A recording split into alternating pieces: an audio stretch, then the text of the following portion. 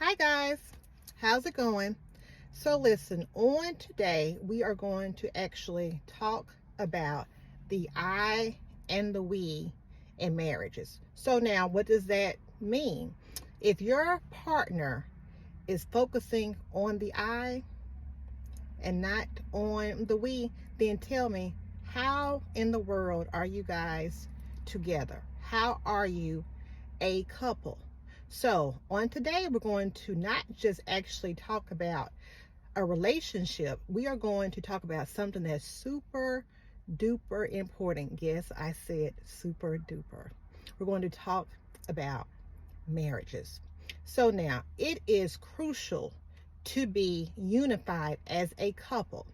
If you find yourself thinking in the terms of I instead of we, that can spell trouble.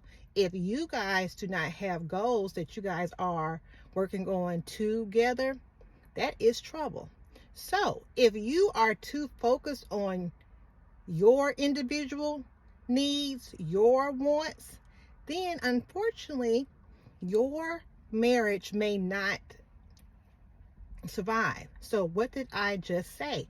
If you are focused on your individual needs and not our individual needs, our wants, our goals, it is the we.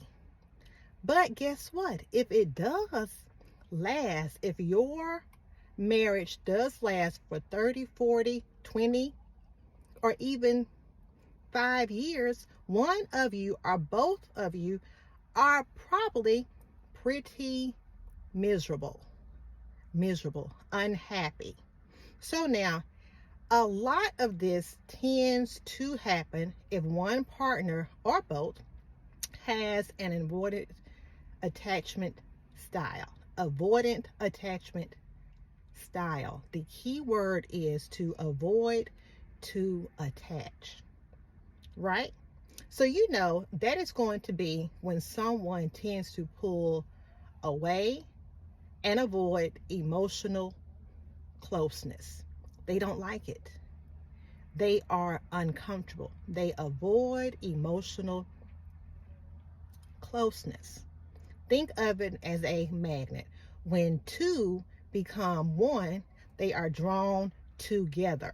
So, when a person is going to avoid that emotional closeness, that's going to put a strain on your relationship. Why? Because you guys are not close. You are distant. You are apart. You're not unified. A person who operates individually rather than collectively may exhibit an avoidant attachment style, particularly dismissive avoidant attachment.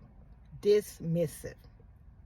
This style is characterized by a strong preference for independence, self self reliance, and emotional distance in relationship. I said independence, self reliance, and emotional distance.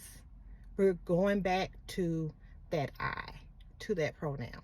So, people that have this attachment, they tend to avoid close relationships or emotional intimacy. Again, they are uncomfortable. They prefer to handle their problems on their own instead of as a unit.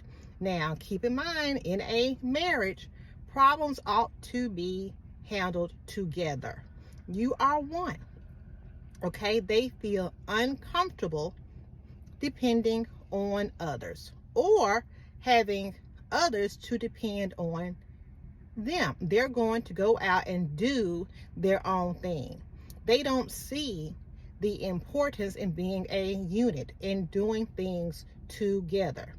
You have your life, I have my life. They tend to prioritize self-sufficiency and personal goals over the we, over yours, over ours. Keep in mind, a marriage has to be we, not I. So, of course, why does this happen? Where exactly does this come from? This comes from the root of all things, their childhood. Their experience is that when they relied on their guardians, on their parents, it was met with what? Inconsistency, neglect, or discouragement. Okay? Or maybe they simply were what? Ignored. Let's go back to that child in the playpen. They are crying. Nobody comes. They stop crying. Why? Not because that need was met, but because they understand nobody is coming. I have to save myself. So think about those times in your marriage and you had a problem and you offered a solution that was actually pretty good. But unfortunately, your solution to that problem was dismissed. That's a characteristic of what? Avoidant attachment style. Otherwise known as what? Dismissive avoidant. So let's embrace your marriage. Let's, as in let us. You must embrace your marriage. Focus on the we. Communicate, connect, and grow together.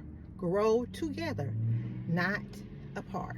So that's it for today. So remember to be unified. Be a unit. To become one. Be one. Okay. I'll see you later. Have a good one. Bye.